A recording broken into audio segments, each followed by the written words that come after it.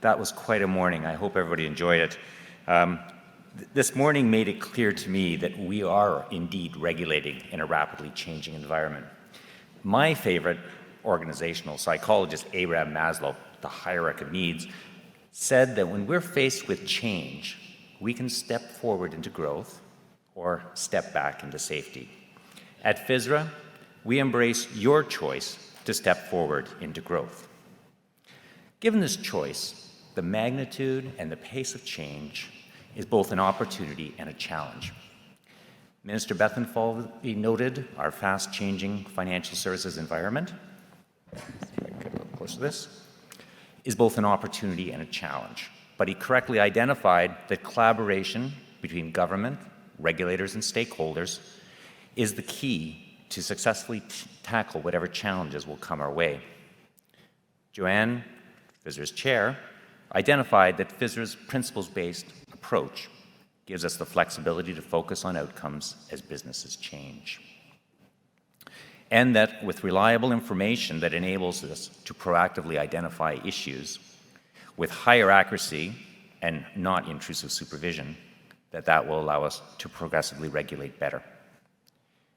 During the climate change session, one of the major takeaways for me was that what we're seeing today may be irreversible.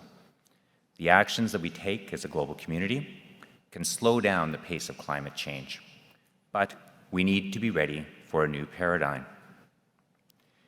This will exert a profound influence on financial services, introducing new challenges, whether they be physical risks to people, property, and businesses, or transition risks to the shift to a low-carbon economy.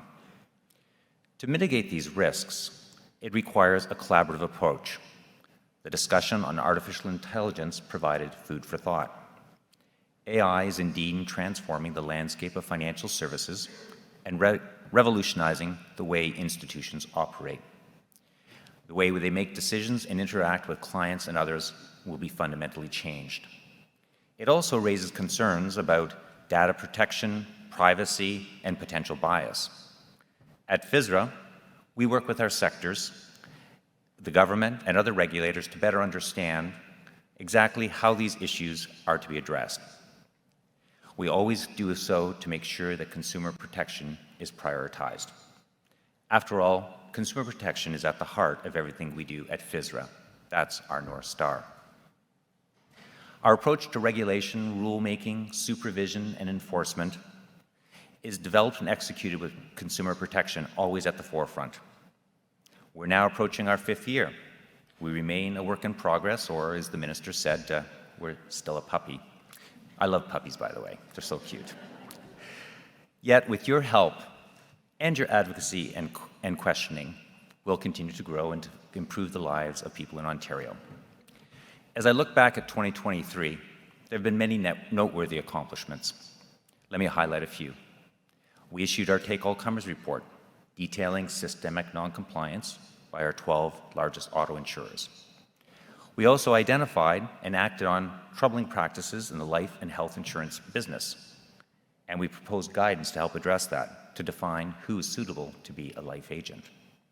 We're working to ensure that all life agents, including managing general agents, will treat customers fairly and respect the law.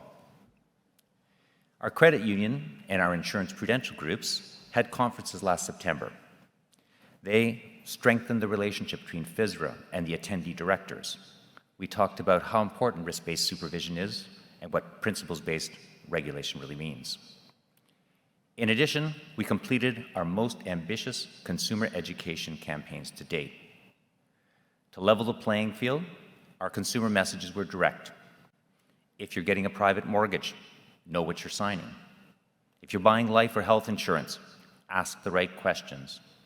If you're getting auto insurance, shop around and learn the value of pensions and saving early. I'm pleased that our recent Pension Awareness Day was the most successful ever. Finally, I want to thank all of you who participated, those who led our discussions, notably Minister Bethlenfalvy, our Chair Joanne Laurentis, my Inquisitor Claire O'Hare, Judy, our host for the day, and all of our panels and moderators. I'd like to thank those here in person and online for taking time out of your busy days to attend our third annual FISRA Exchange. And finally, to our many conference organizers, because it does take a village, thank you. For without you, there would be no exchange. We value this opportunity to connect and to exchange ideas with each other. You have the sector workshops to look forward to this afternoon, followed by our reception. But first, there's lunch. Bon appetit, and have a great day.